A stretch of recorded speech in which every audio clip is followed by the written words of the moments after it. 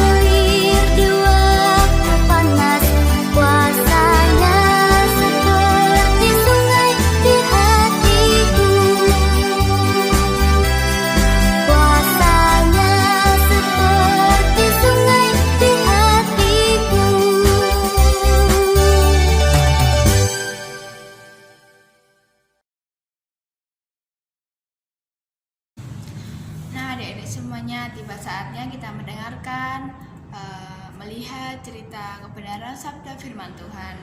Nah, firman Tuhan pada hari ini berjudul Filipus dan Sida-sida dari tanah Ethiopia. Mari kita mendengarkan, merenungkan, melihat, menonton cerita firman Tuhan. Let's go.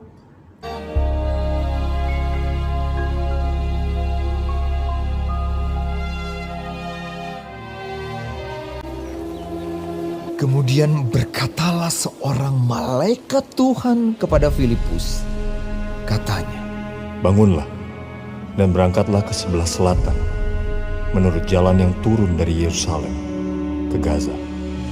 jalan itu jalan yang sunyi. Lalu berangkatlah Filipus.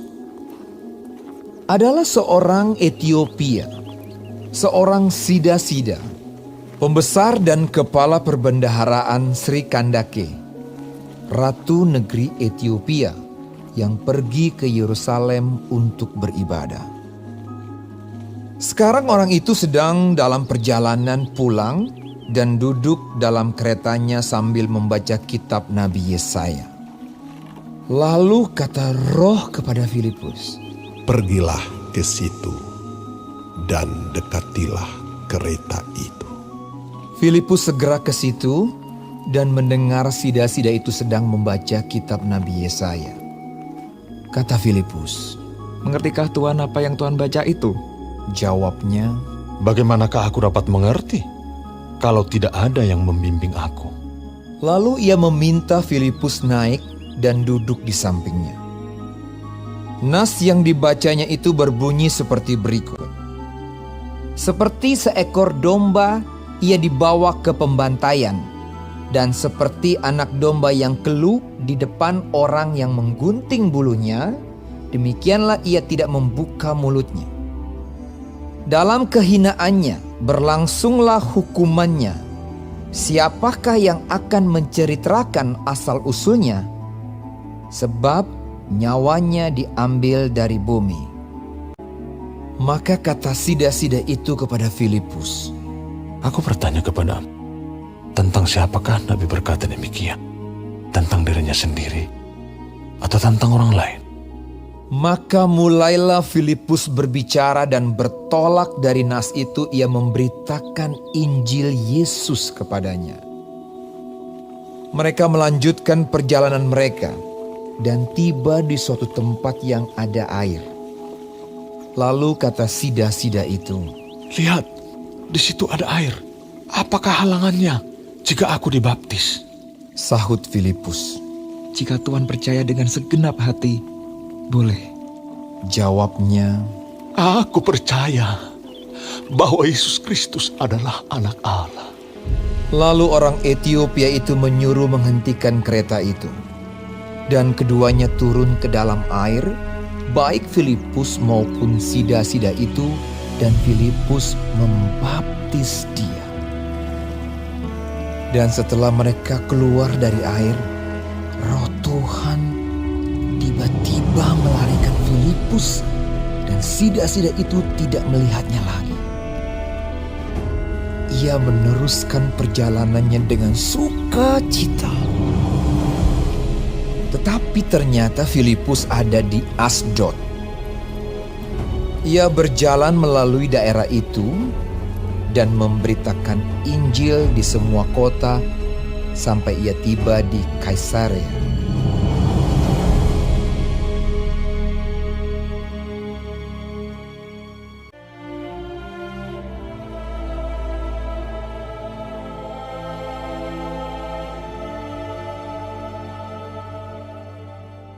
Nah, adik-adik semuanya, kita sudah mendengarkan menonton cerita Sabda Firman Tuhan.